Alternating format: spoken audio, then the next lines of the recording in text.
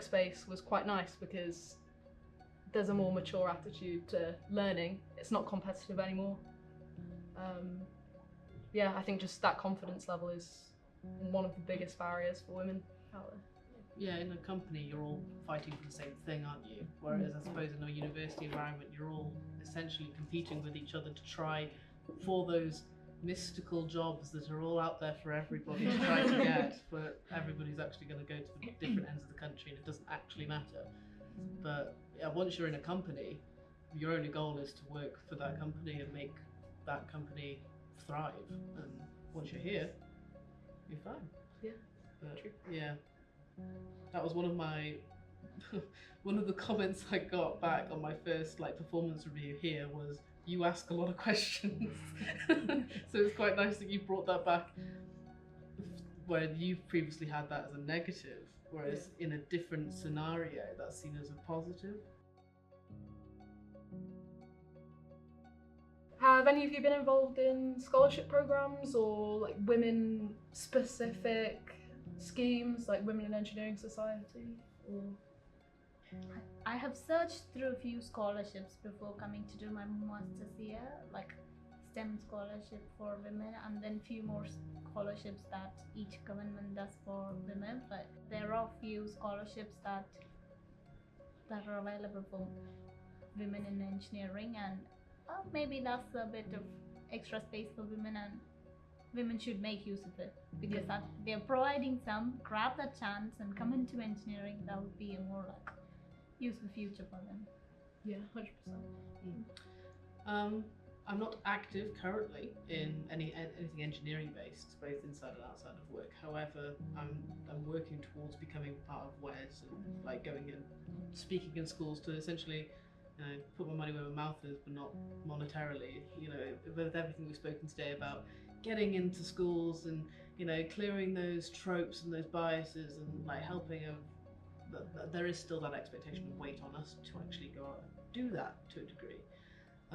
So hopefully I'll be starting on that soon, but currently I haven't had any interaction. I know Alex and I did the E3 Academy scholarship through university, which is for all genders, and that was a real leg up at uni. It was someone saying, we think that like you're good, yeah, and you could do this, and then it makes you think, oh, maybe I could actually do it. Like that would be nice if I got through this. And at the end, I went to a company where I already know some people there. I know I've got a nice manager. I know I've got nice friends.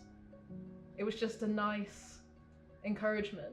Yeah, it definitely helped because I had applied and was accepted onto the scheme before even joining university. It meant that all the way throughout my time at uni, I had this in the back of my mind that, there might be some doubts being thrown my way, but I have this scholarship. I've been accepted into the scheme with this company. They clearly see the value in me.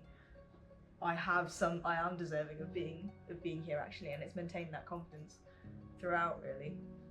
Yeah, it's like I know at my university it was kind of a badge of honor. Like people knew who was on that scheme, and so I suppose there was less doubt surrounding you, and maybe did that mediate some of the comments that I saw my friends get, or just change people's attitude to me academically. I also think that the drive that we keep talking about in women and in university, I think that actually in a lot of women comes from imposter syndrome. Of they want to feel like they deserve to be there, so they go out seeking this approval through scholarships, through extracurriculars, through programs of I want to be here, I deserve to be here, I need to work to be here. I'm not, it suddenly becomes I'm just doing a degree, rather than for other people they're doing a degree. That's enough in itself.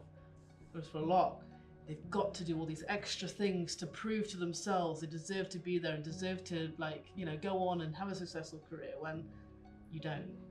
It helps, don't get me wrong, it absolutely helps, but there is that level of self-doubt, which is what's actually driving a lot of these women, and that I think is a really big area that we need to touch on and give confidence to these people and make a space for them so they don't feel like they have to have this incredible drive to get where they want to be and do all these extra things when actually you're just enough as you are.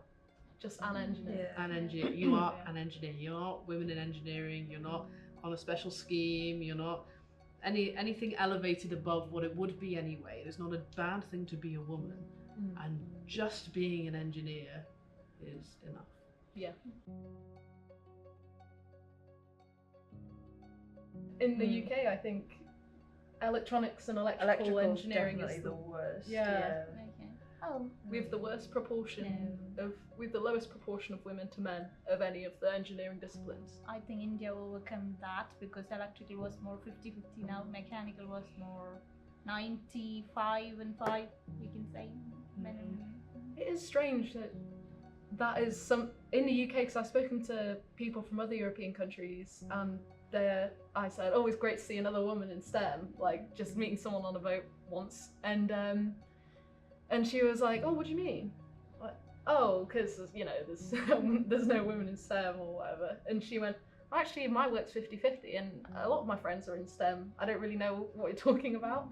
So why is the UK so poor? Like, is that something, is it an educational system problem? I feel like there's a trail, isn't there? I think biology is way up there with being 50-50, if not weighing more into women. Chemistry is getting to that point. I know so many female chemical engineers at this point. And then physics and everything involved that is primarily physics-based is catching up and going up. We are seeing positive increases in these numbers, but we are not at that 50-50 level in most things yet. It has to start when they're toddlers.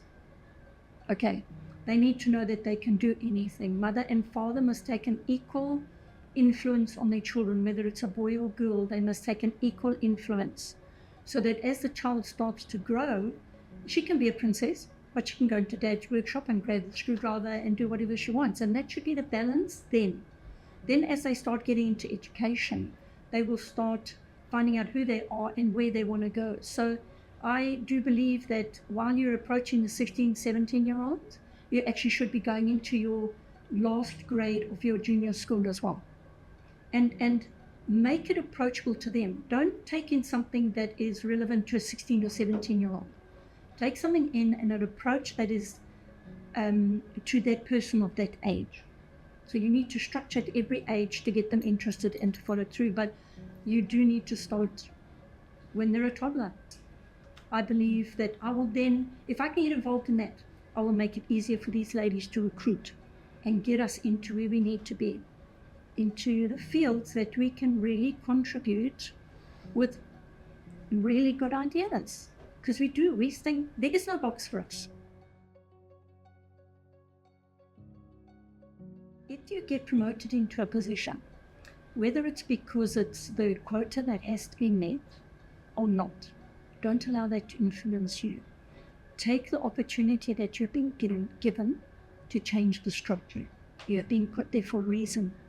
Take that opportunity, even if whatever, you don't feel qualified or you feel they only gave it to me because I'm the only woman around and they need to feel like, don't let that sidetrack you. Grab it and say, I'm doing this for the females that are coming before me. And if I'm in this position, if I'm sitting on the table and I'm sitting in that chair over there, it's up to me, to a certain degree, to make sure that I can get more women to be sitting at this table. I found throughout my career that people have built up barriers for me, whether it's intentional or whether it's accidental, through the language that they use. What do you say to a young person who's looking to go into STEM, particularly a woman? How would you inspire them, or how would you, I don't know, change the education system so that there are more role models out there? I would just encourage people to, I would break it down. So if you, like I said earlier with the hairstylist in chemistry, break it down into its base parts. Instead of looking at it as engineering, that means, like what I said with something physical in front of you, show people how every time you plug in a cable, it just, well, you hope it just works. Well, there's a reason why that works and there's something behind that. Or even with more recent developments in like the video gaming industry. Make it a little bit more fun, but also break it down so everything's elevated together to the same level, rather than, I feel like for a lot of young girls, engineering feels like this thing that's way off, out of their scope. They have no relation to it whatsoever. They don't know anything what to do with it, and they have no desire to bridge that gap. Whereas if you bring everything closer to them, suddenly it becomes a lot easier to do many things. I know when we've gone into classrooms before and we've said, oh, what is an engineer? You go, look at your computer, look at the radiator, look at the aircon, look at the school building. All of that is hours of work from someone called an engineer. There are loads of different types of engineering. I mean, even if you look around the room today, there's 1,000,001 engineering disciplines at work in here alone. I think, just bringing it into the real world, it can seem like something very First, academic. we have to break the fear of maths. People, Yeah. if we say engineering, they think it's just maths. They're, oh no, I can't do maths. I'm not getting into engineering. I'd rather do nursing or something. I'm not going into engineering. That fear should be broken down, because even in engineering, it's not just maths involved subjects. There are a variety of engineering that maybe in a few bits of maths, but not deep maths. So they can do that in engineering. I think that's the nice thing about engineering, is the connection to the physical world, and that when you're done with it, you can hold it in your hands, potentially, or it does a useful job that you can imagine someone is using to make their life better. So I always think about a drive being in a lift, and then that means that someone who might not be able to use stairs can go to the upper floor of a building, which I don't know if that's something that you guys think about, but I like the feeling of being useful. No, I like the idea of having, there is a problem, you have an idea to solve a problem, you make something, and at the end you have a tangible solution to said problem. Thank you ever so much for watching this series on Women Engineering Roundtable discussions. Remember that engineering is a mindset, and learning to apply yourself to that mindset is what makes you an engineer. Please be on the lookout for any future episodes.